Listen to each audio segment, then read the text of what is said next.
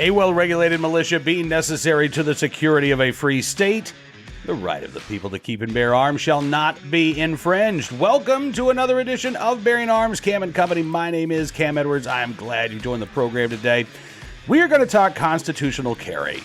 You know, we are getting close towards the end of the year. It is time when you start to see the sort of, look back on 2021, and here's what happened. So we're going to do that with one particular issue today, the issue of constitutional carry. And not only are we going to be looking back, but we're also going to be looking ahead as well. And my guest to talk about this, Stephen Gutowski, the founder of The Reload.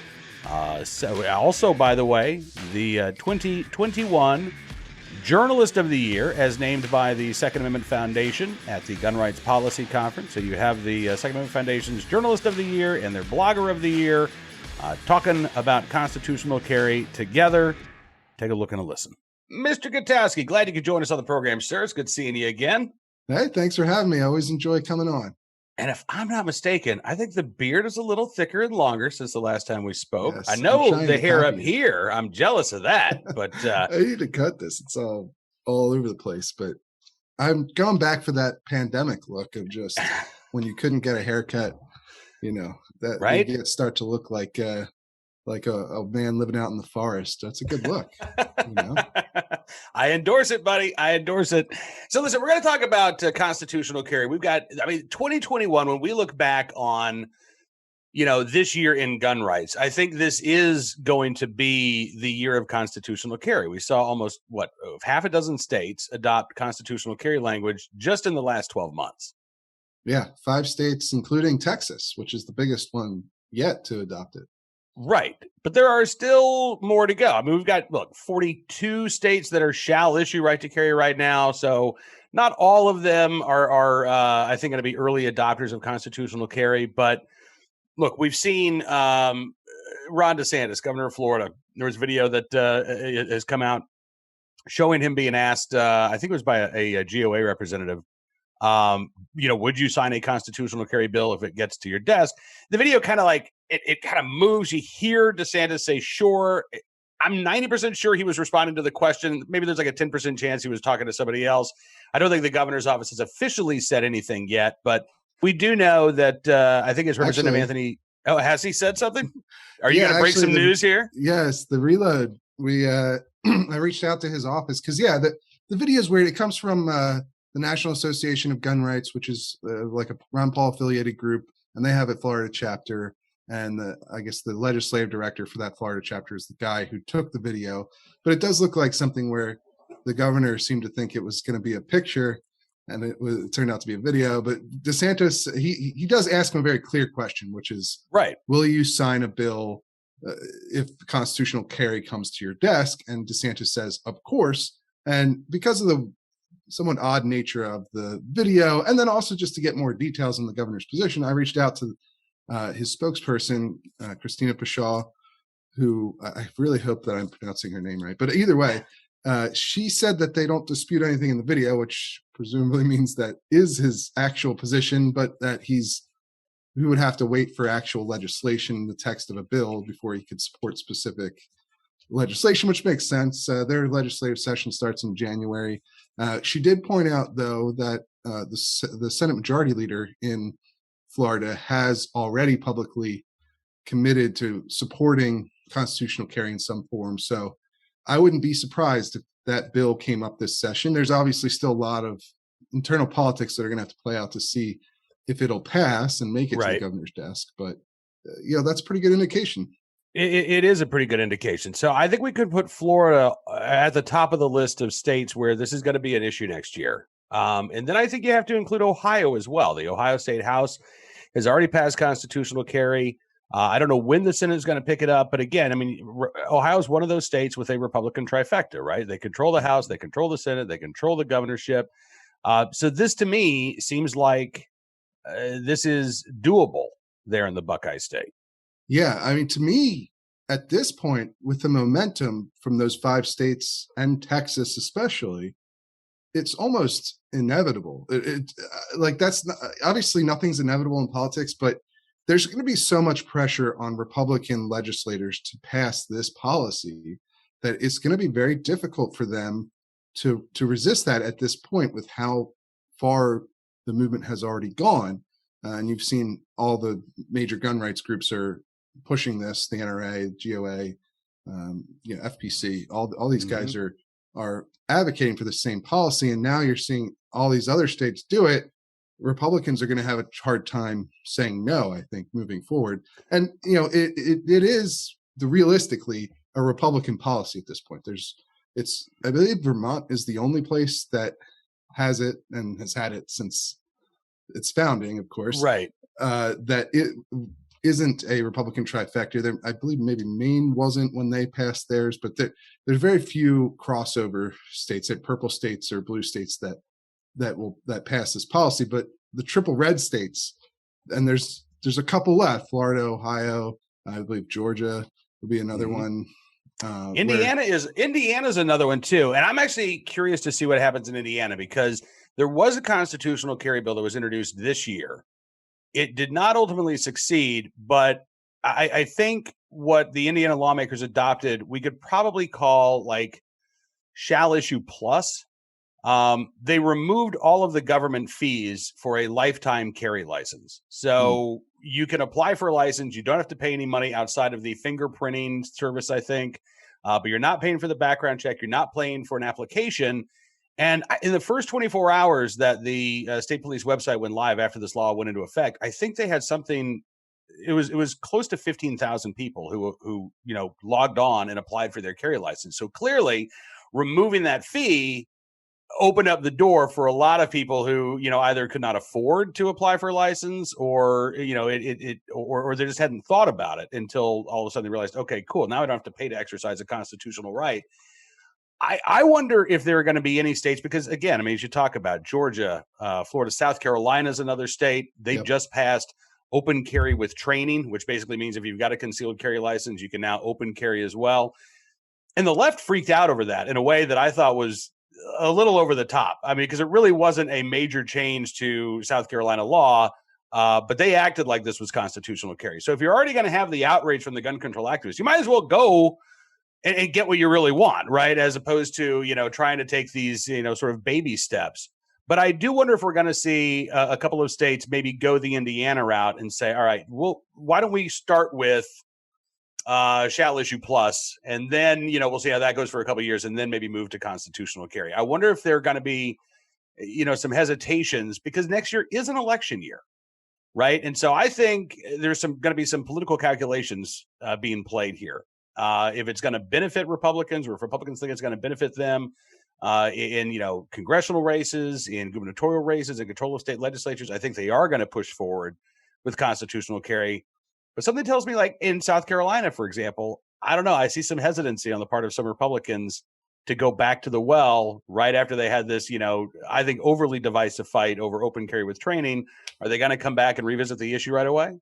Yeah, that's a good question. I mean, I certainly don't know that all these states, all these triple red states, are going to immediately pass permitless carry. They might go through a couple steps beforehand, but I think you're going to see the pressure build from activists based on how other states are performing with permitless carry. Like, unless Texas has a huge increase in crimes associated with people who would otherwise have been prevented from carrying if they under the old law, then you're going to keep seeing people say, well, okay, it's great that we removed the fees, or we did, these changes, but why not just get rid of the permit altogether? Why do we still have this when everyone, when all these other red states don't have it? And so I don't see that alleviating pressure for very long. And it's interesting to see on the political side of things, because permitless carry doesn't poll very well, right? If you just ask in national polls, it doesn't perform very well. I think it's you've seen some that have it in single digit approval, but it's obviously one of those things where there's another big disconnect between public polling and what voters and activists want, where like people might not like the general idea in the same way that people like the general idea of universal background checks. But when it comes down to voting on them, you're going to have more people in perhaps voting against universal background checks or voting for permitless carry a single issue voter type person, somebody who's very motivated by the issue, then you're going to have the other way around. And it seems to be that's the calculation Republicans are making in most of these states. And it's interesting to see it carry over now into more purple states, with Pennsylvania, their legislature passing constitutional carry or permitless carry, even though the governor just vetoed it. I think it's going to become a significant issue, at least for gun rights activists, maybe not the general voting public, but gun rights activists in that state in this election that's coming. I mean, they passed this right before the gubernatorial election that's coming up next year. So clearly the legislature there, the Republicans do think that it's a winning issue, or they probably would not have put this through. I think that's right. Again, we'll see what happens statewide in Pennsylvania, but I think that this is, as you say, this is popular among gun owners. It is popular. And frankly, I wonder if it's not actually going to become more popular among a segment of the left in the months ahead. Because you look at, for instance, in the New York State Rifle and Pistol Association versus Bruin case, we've got these public defenders out of New York who are arguing that these types of May issue laws are putting people in prison. They're violent felons now under New York law, simply for possessing a firearm without a license. Right. That's the reality of licensing laws, right? If you don't have a license and you're caught with a gun, even if you're not legally ineligible to own one, but you just don't have the license, it's a criminal offense.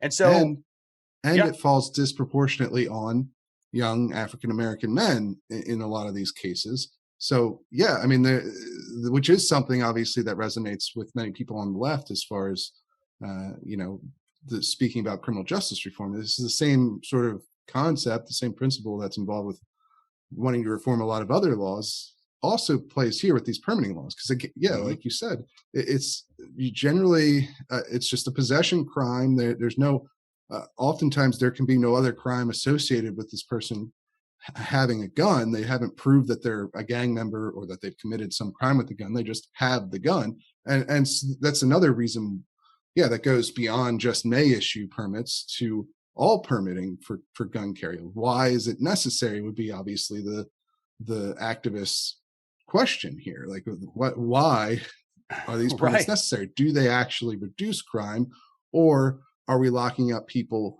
just on the basis of them possessing a gun when there's no evidence they've done anything wrong with it? Exactly. Do they prevent crime, as you say, or do they actually create a crime? Because they certainly create a criminal offense, right? And you look at New York and the numbers under the SAFE Act, the prosecutions for illegal gun possession. Vast majority of these prosecutions take place in New York City. Vast majority of the defendants, as you say, are young Black and brown men who are disproportionately sentenced to prison for the violent felony of carrying a gun without a license. So I think once the Bruin decision comes down, we are going to see more voices. I don't think it's going to be a majority of the left, but I think you're going to see more voices on the left start to speak up and say, okay, we not that I'm even a gun owner, not that I'm a Second Amendment fan, but we need to make sure that these laws actually, do apply equally. And if that means that we've got to ensure that everybody has access to the right to bear arms, so we're not putting a disproportionate number of, young Black and brown men in prison. Okay, I'm willing to accept that. I think we're going to find some people on the left adopt that position. I don't think they're going to become outspoken Second Amendment supporters.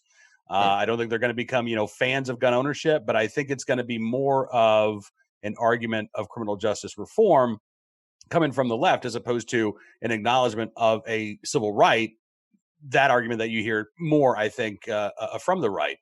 But let's flip this around here. Well, we've got just a minute. So if we're looking at, Florida, Ohio, Indiana, I think maybe Georgia would probably be like my first 4 states that I'd say, okay, look for constitutional carry.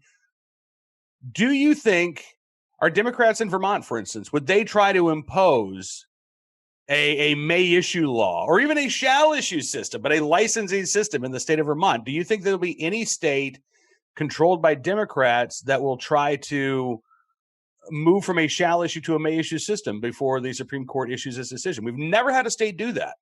I mean, the right to carry revolution has progressed in one direction only. Yeah. But I'm curious if there are any states out there, California's already may issue, so never mind. maybe that's it. Maybe the states that are crazy enough to do it are the ones that already have May issued laws still on the books. Yeah, I mean, I just think that you're not. I mean, obviously, sometimes legislators will pick a fight with the courts on purpose to make a political point. You see that a lot with gun laws, although usually you see that at like the city level. Like a city will pass an ordinance they know is not legal under state law, but they do it with the intention of challenging that state law. I think you see that less often at the state level. Not that it never happens. Obviously, California, New York, DC are always trying to push the boundaries of what they can do in terms of restricting access to firearms. Massachusetts would be another example. But I don't know that there's a lot of appetite out there. I haven't seen anything, at least, as far as like they know that a Supreme Court ruling is going to go against them. So they change their laws to be in violation of what they expect the ruling to be. Just because that, I mean, a place like Vermont has a strong pro-gun culture there. Obviously, that's why they call it Vermont carry, is the other nickname for permitless carry, right? Because they've had it since the beginning of their state, since they were created. And so there's definitely a strong tradition that backs up that law that I don't see changing necessarily just because of the national politics around guns in the Democratic Party right now. I mean, you saw Bernie had to adapt his personal views or his political views on guns when he ran for the Democratic nomination, because in Vermont, as the senator from Vermont, even though he's a socialist and so forth, he's too liberal to be a Democrat, I guess, or too far left to be a Democrat. Even for him, he was relatively pro-gun until he ran in the national stage. So, to a certain degree, all politics are like, it's very similar to Florida, actually. Like Florida is now considering they're eliminating their permitting process for concealed carry, right? But at the same time, they just passed an age restriction on owning most guns, honestly. And they have a waiting period to buy handguns, which is not something that you associate, even though Florida is the gunshine state, right? Those are not policies that you would associate with a very pro-gun state, but they haven't, because it's a local politics thing. They had Parkland happen, so they passed a red flag bill and they passed this restriction law. These things. Texas was the same way until very recently, where they had a lot of fairly restrictive gun laws on the books, even as they had this reputation for being an extremely pro-gun state. So at the local level, the state level, things get a little weird. And I don't know that you're going to see, what I think you'll see instead is, once the laws get struck down, just like you were talking about Indiana eliminating their fees and how that helped increase the number of permits that were issued. I think I know where you're going with this. Yeah. When they get their May issue laws struck down, which seems very likely at this point, most states are going to do what DC did and make the system to get a permit as difficult as possible, with it being shall issue. So they'll put a big fee on it to apply. They'll make the class be a unique class to that state. So only people certified in that state can teach the class, which makes it much more expensive. And that's what they'll do. They'll put up a bunch of hurdles to try and reduce the number of people get it. Because at the end of the day, they really don't believe that people should be carrying guns on their person unless they have some sort of this, unless they're police officers effectively, or something along those lines. So they're going to do everything they can within the law to accomplish that. Yep. I think you're spot on about that. And that'll be an interesting, we're going to have to do an interesting follow-up like a year from now, and just revisit some of these predictions, see how many states have adopted constitutional carry, how many of the may issue states have become reluctant shall issue states, but are still trying to price people out of a right, or impose, these ridiculous training standards so that you're still keeping the average citizen away from their right to keep and bear arms. I think you're spot on, though, in terms of the reaction. I think it's fanciful. As much as I'd like to see it, I think it's absolutely fanciful to think that states like California and New York and New Jersey and Maryland are just going to say, oh, okay, all right, we'll be shall issue now, and adopt a sort of Virginia law if the court strikes down New York's law. To be fair, though, people in those states, because and obviously we're speculating here, but it seems fairly likely the Supreme Court's going to strike down New York's law and all may issue laws for concealed carry permits. But even when they put these hurdles in place, they're still going to be lower hurdles than the previous standard, which was basically complete discretion to government officials. And so you're still going to see more people be able to get a permit, just like you saw in DC. It's not, permitting hasn't, it's certainly not to the level that you might expect it to be given the population and the violence levels that we see in the city, but it's far more than it was because it was zero, right? Right, exactly. So, No, I mean, look, 10 years ago, Illinois had banned all carry, open or concealed. As of, I think, last year, there were at least 30,000 concealed carry holders in Cook County, Illinois, which is, tremendous progress.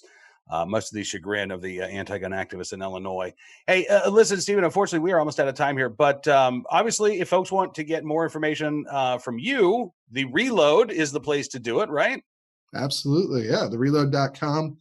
We also have the Weekly Reload podcast, which I host with my contributing writer, Jake Fogelman, every week. It's on all the podcasting apps and on YouTube as well, our YouTube channel. So just search for the Reload and you'll be able to find it.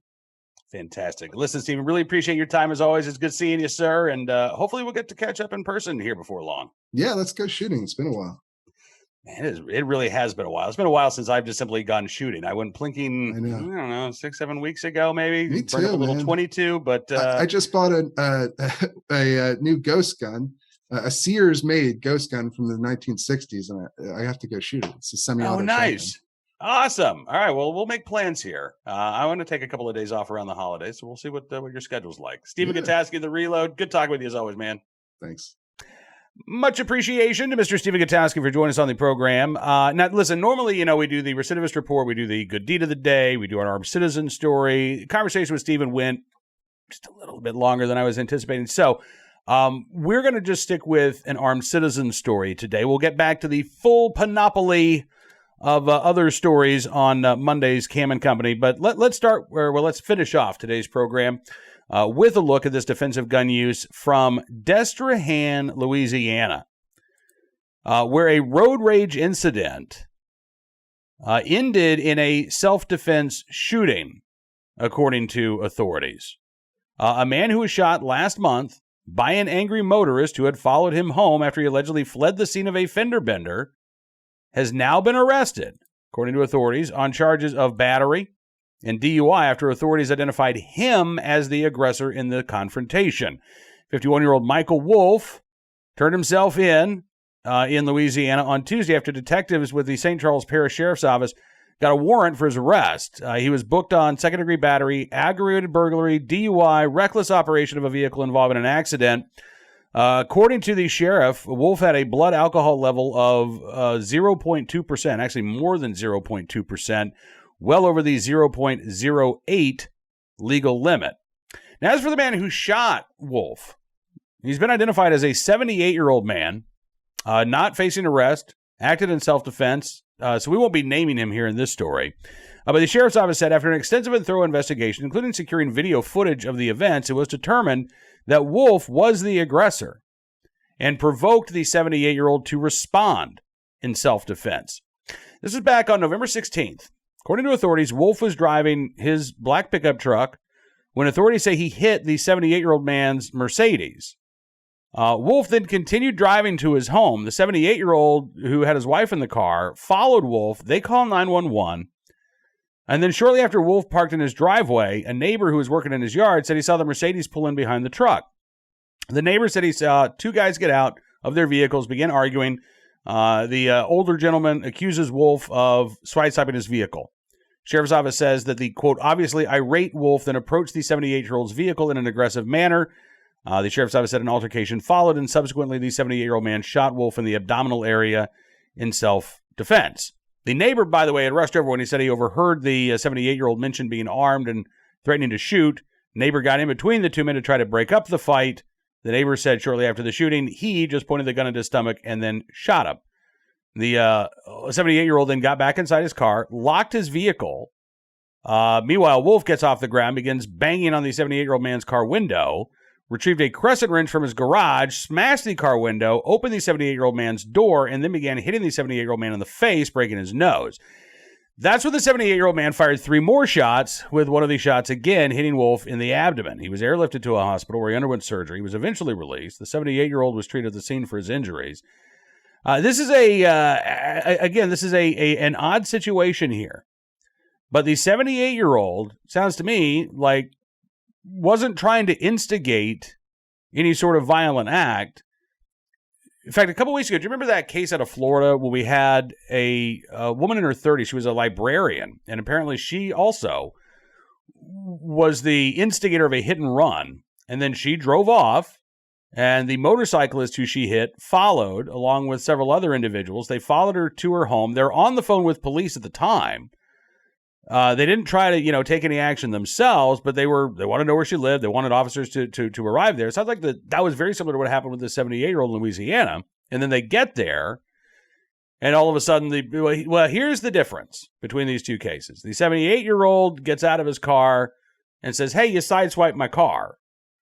And the other gentleman gets out, and then they get into the confrontation there. In Florida, the case was, I believe, the individuals had pulled up. They were on the public roadway, and the woman came outside of her house with a gun, pointed the gun at the motorcyclist, who then drew his own firearm and shot in self-defense. But again, in neither case were the people who authorities say were acting in self-defense ever the initial aggressors in this case. In fact, both of them were on the phone with law enforcement or had contacted 911 before they were forced to act in self-defense. Simply following somebody once they've committed a crime, in this case, the crime of hit and run, that's not a crime itself. It's not like you're stalking them, right? You're simply, and it's not like you're trying to make a citizen's arrest, as we saw, in Georgia. You're simply following, you're on the phone with law enforcement. Okay, here's where they are. Here's where they're pulling in. Here's the address. Please come. That's not a crime, nor does that make you the aggressor. So that's, again, the situation there in Louisiana, where a 78-year-old who shot a man in his driveway was the one acting in self-defense, according to authorities there in Destrehan, Louisiana. All right, that's going to do it for this edition of Bearing Arms Cam and Company. I want to thank you, as always, for being a part of the program. We'll be back on Monday, so enjoy your weekend, because we probably won't have a chance to talk until then. But we will be updating BearingArms.com throughout Friday, Saturday, and Sunday with all of the latest Second Amendment news and information that you need to know about. So make sure you visit the website. Check us out on Facebook as well. And don't forget, you can always become a VIP subscriber to BearingArms.com. Just go to, shockingly enough, BearingArms.com/subscribe. Use the promo code GUNRIGHTS. You'll get a significant discount, and we thank you very much for your support. Until we talk again, be well, be safe, and be free.